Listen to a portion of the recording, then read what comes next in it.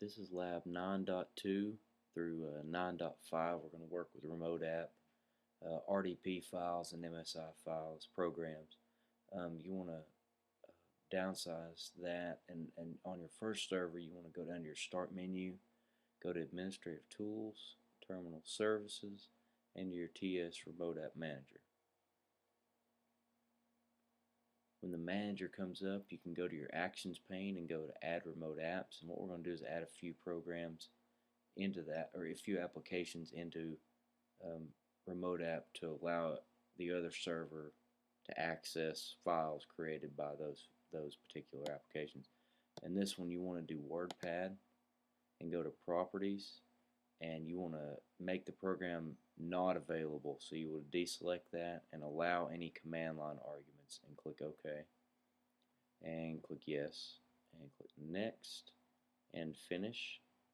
And as you can see, it adds WordPad to the bottom here. You want to add two more apps this way. You want to go ahead and click Next. You want to add Server Manager and click Properties. You don't want it available, so you deselect that. Leave Do Not Allow Command Line Arguments, and then click OK. Click Next and Finish, and your Server Manager shows up. And then you want to add another remote app. You want to click Next again and go ahead and do System Information.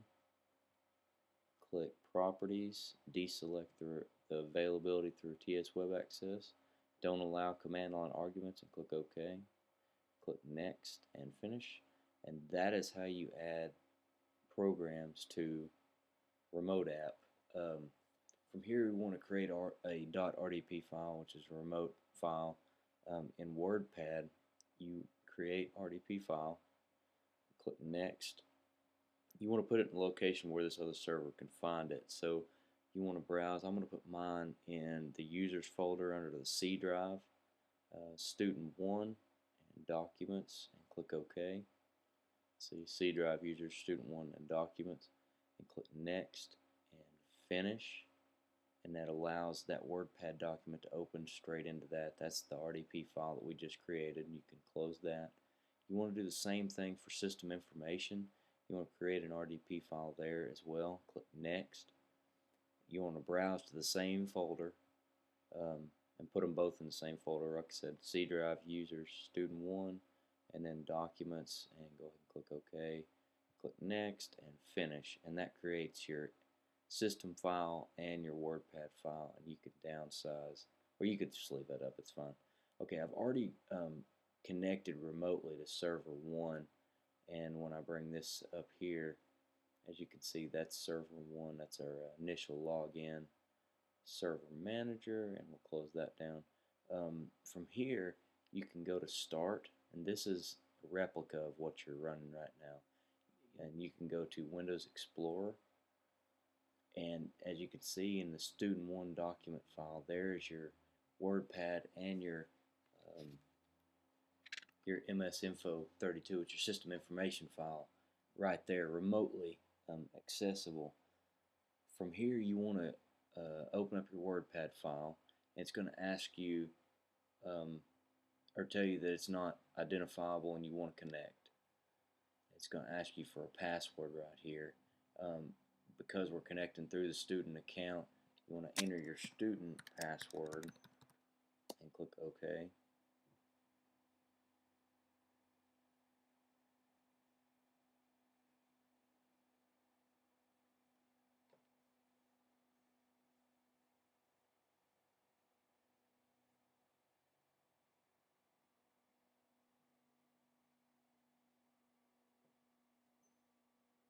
Takes it just a minute to get moving. You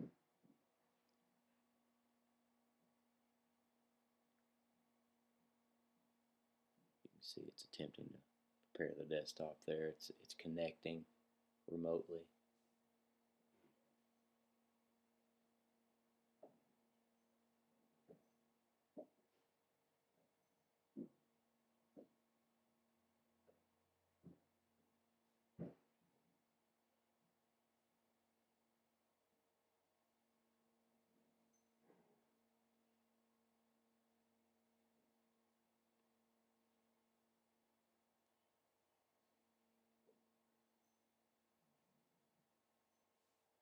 It sure is taking its time. That is for sure.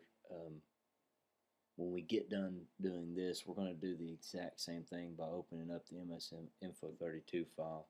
Alright, now we've connected remotely to that document, which is on this server, which is also this server.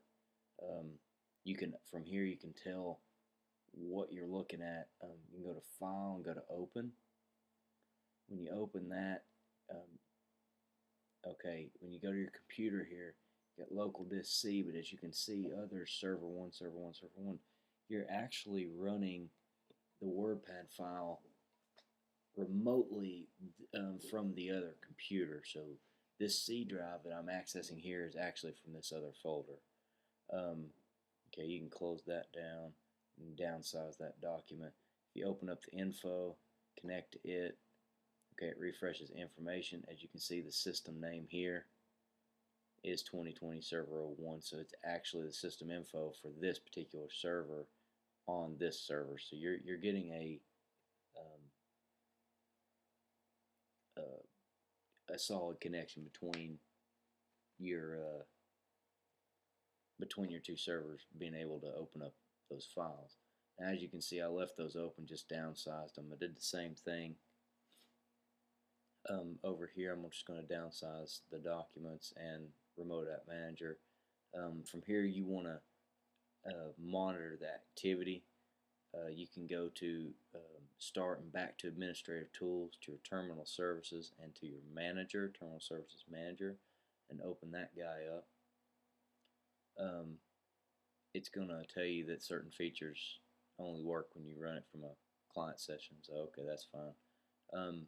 As you can see, I've got Terminal Service Manager. The users, I've got 3 users, one of which is myself under Administrator, and then you've got these little red ones right here, which are your RDP, which is your Remote Desktop clients. You've got Session 0 and 1, which over here, your document, your WordPad file, and your system info file, that's 0 and that's 1. So you've got 3 users. It's just 3, showing you that there's 3 connections to this particular terminal service. Under the Terminal Service Manager, you can click Processes. As you can see, there's plenty of processes going on, but you've got, under here, you've got your WordPad file, and then you've also got your MSInfo32 file. Under your WordPad file, the user is student 1. Obviously, your session is the number 1 session, the TCP number 1. Also, for your MSInfo32 file, your system info, it's student 1 with that. It's showing you your sessions are the remote, and it's obviously ID number 3, which is your 3rd user. Back over here, you got ID 3. These are your actual active processes going on here. From there, you can end those processes by disconnecting them. You can click the WordPad and you want to end process, and okay, you ended that. See, it took it away from over here. Bring up the system info just to make it a little easier to see. From over here, see you've got MSInfo32, which is this open. You can end that process and it will end it from this server to that server with no issues. On your display, it removes that service from this server, which is controlling remotely. It removes them as well. As far as the next step, we want to go ahead and close that your services manager and bring back up your remote app manager. From here, you want to select your server manager and you want to create a Windows installer package. So you want to click on create window, and that's what that says, Windows installer package. And you want to click next to start the wizard. And then you want to put it in that same document folder. So you want to go to users, go to student 1 and to documents and click OK. And then from there, you want to click Next. And your Start Menu folder is going to be 2020 Server 01 Remote Programs. And when you do that, you're going to click Next and Finish.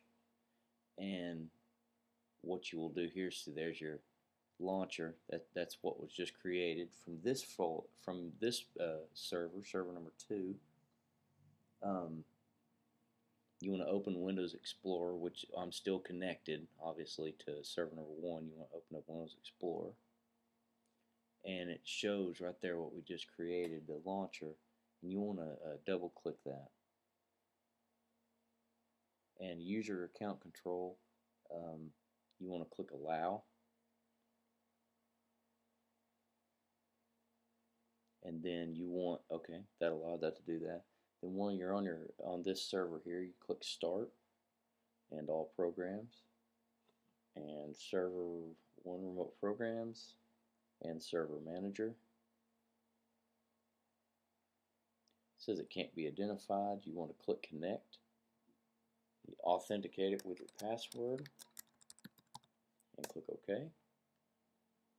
And it will start the Server Manager.